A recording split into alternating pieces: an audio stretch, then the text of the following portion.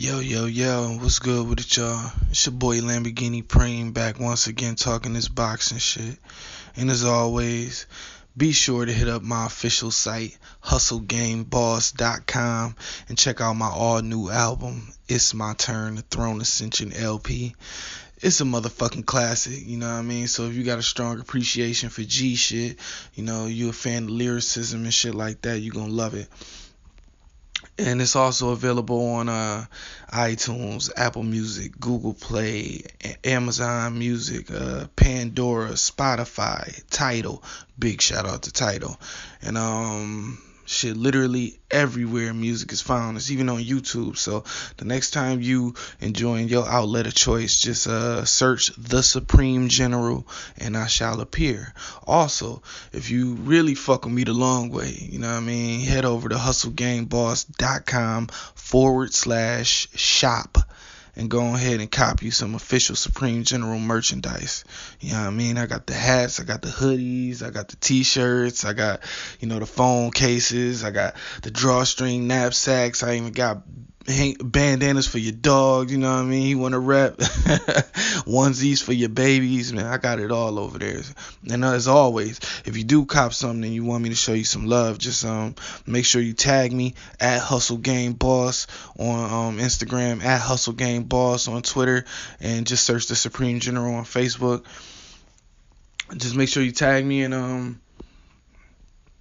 I'll make sure I show you some love when I see it, man. I'll repost it, shout you out, because I really appreciate those who appreciate me enough to support, man. It's a big deal to me.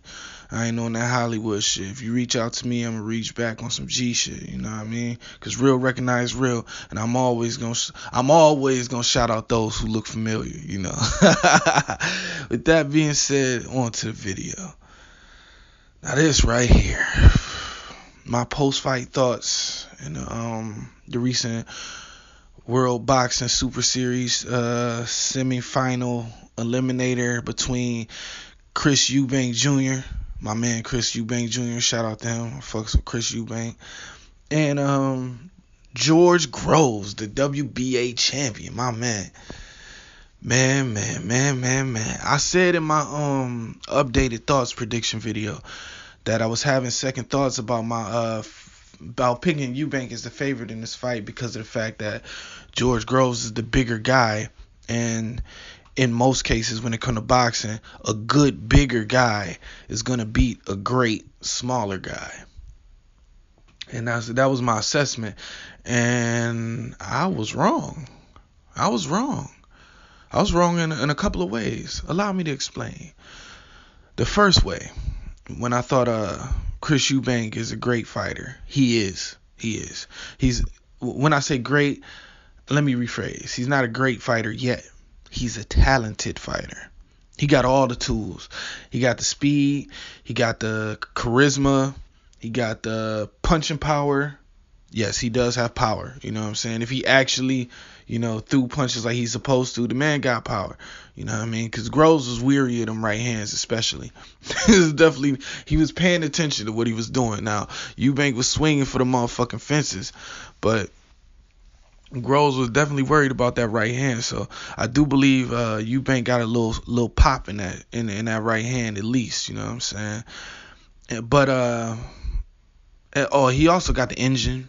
You know what I'm saying? The man's stamina is incredible.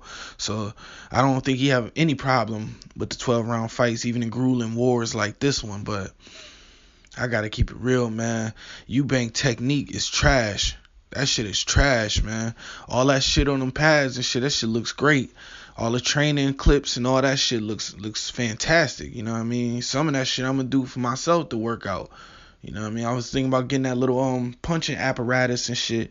I was really gonna get it, but then I bought one of those bobs and I realized how much I don't like that, because I personally like the thing when I'm hitting the heavy bag and shit, I like for it to be a moving target so that it's not always a flush shot or I have to work to land on it, you know what I mean? And now I feel like I learn a little bit more when the shit is actually moving, as opposed to when it's a stationary target. I feel like I'm limited on a stationary target. It don't feel right. Maybe because I always train with a heavy bag ever since I was little and shit. And so I'm just really used to moving around and not being static when I'm landing or throwing my shots, or being prepared to move just after throwing some shots.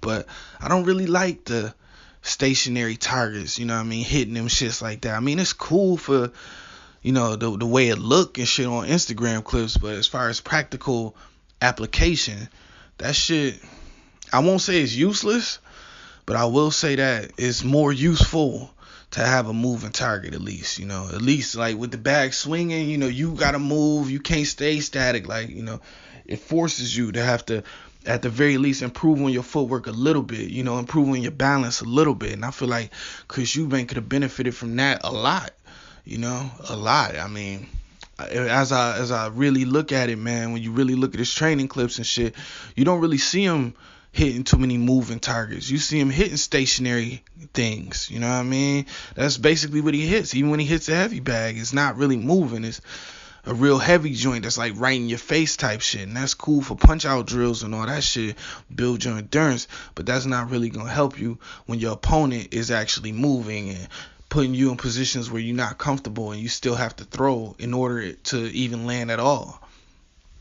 Second thing is, I had no idea before this fight. I know this is my own fault for not really researching it, but I didn't know Eubank didn't have a trainer. I just assumed Eubank Sr. was his trainer on some Floyd Jr., Floyd Sr. shit. I didn't know that Eubank has no trainer. It's inexplicable to me. I mean, this is a guy who I remember was learning in the Mayweather gym and shit and doing his thing over there, So I definitely would have thought that he would have realized the heavy benefits that you receive when you have an actual competent trainer. You know what I mean? Just the extra set of eyes that can see the fight in ways that you can't because you in there. And it's the same thing like towards the end of the fight, man. It was some behind the scenes footage where he was walking back towards his dressing room with Eubank Sr. and he asked him how the fight went. Eubank Sr. was like, yo, I think they made the right decision in the fight. You really lost that shit. And I feel like he could have really benefited from a trainer who had already developed a strategy for George Groves and seeing what was going on from the outside, maybe let him know a little sooner, hey, look, you just loading up.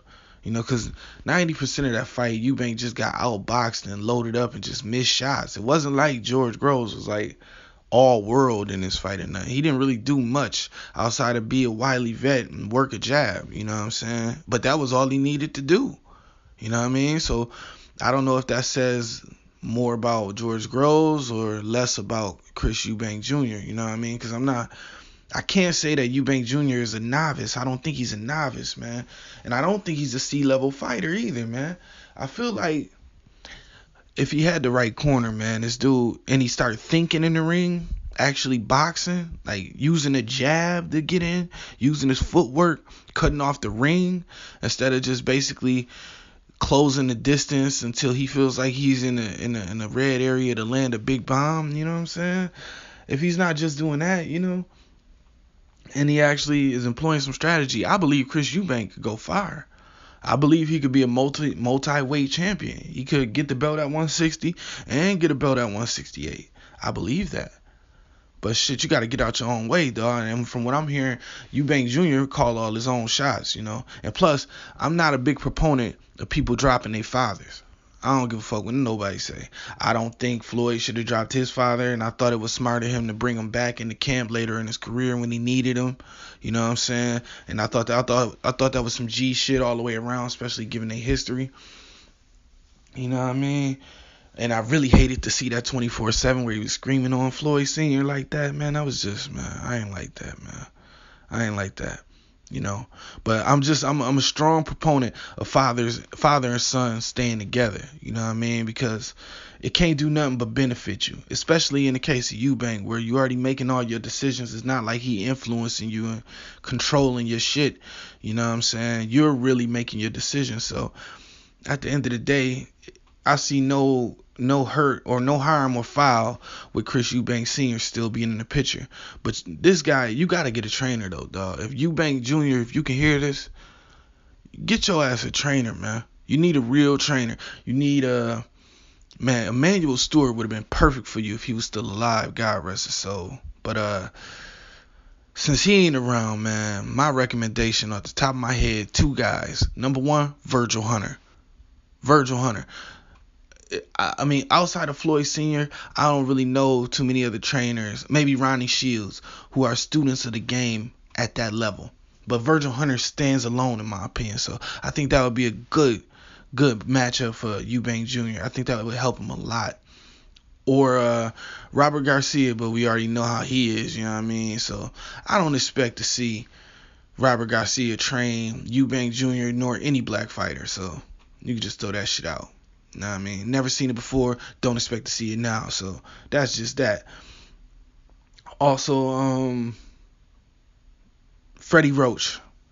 Freddie Roach would be a great guy for Eubank Senior, Junior rather, because Eubank Junior is really he's an offensive minded guy, you know, and Freddie Roach, that's his forte, you know what I mean. And then my last option, if you didn't get Virgil Hunter and you didn't get Freddie Roach, I recommend Floyd Mayweather Senior. Because he's going to teach you some defense and how to actually counter and how to use your balance. You know what I mean? How to stay balanced when you're delivering your bombs and shit. And I feel like that's the key element. It's a couple key elements that Eubank Jr. really need to succeed. And they not really complex, you know what I mean, concepts. It's really just simply a jab. You know what I mean? He needs to add a jab. And we don't know if he has an effective one because he doesn't use it. So, you know, but if he adds a jab, that'll be straight. Then some better footwork and balance. And that's just about it, man. And some defense. You know what I mean? Move his head a little more. Other than when he's swinging all wildly and shit. That shit was crazy. And I got to be honest, man. I didn't expect to see this fight like that from Eubank, man. I was very disappointed. So when I recommend this trainer, man, that's really what I'm recommending. I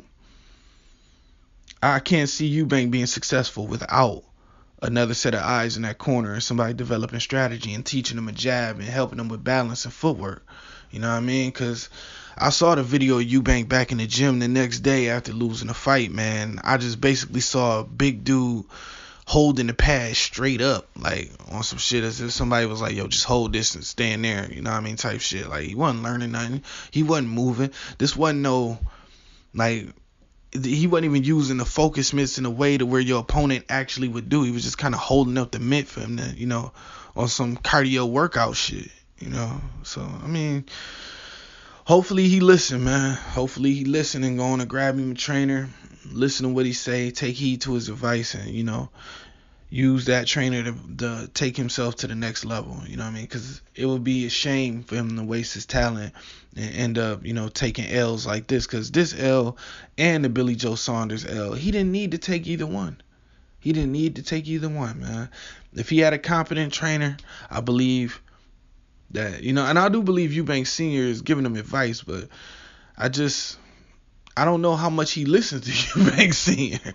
You know what I mean? You know, especially if after the fight, Eubank Sr. is telling him the truth about the fight, you know, and he didn't seem to know throughout the fight. And like, he must not have been listening, but it is what it is. You know, when you're young, you make mistakes, you know, and sometimes it take hard lessons like this to learn from, and hopefully you do. So with that being said, man, I'm on to the next one. I'm going to holler at y'all. Fuck with me. I'm out 100.